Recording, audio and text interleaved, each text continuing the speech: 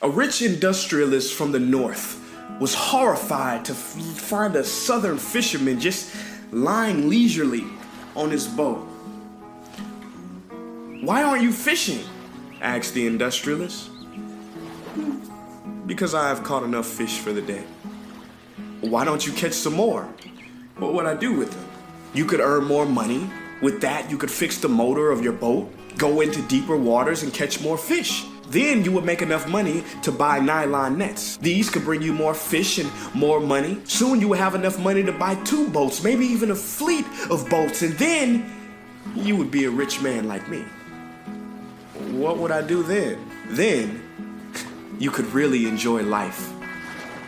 "Sir, what do you think I am doing now?" said the fisherman.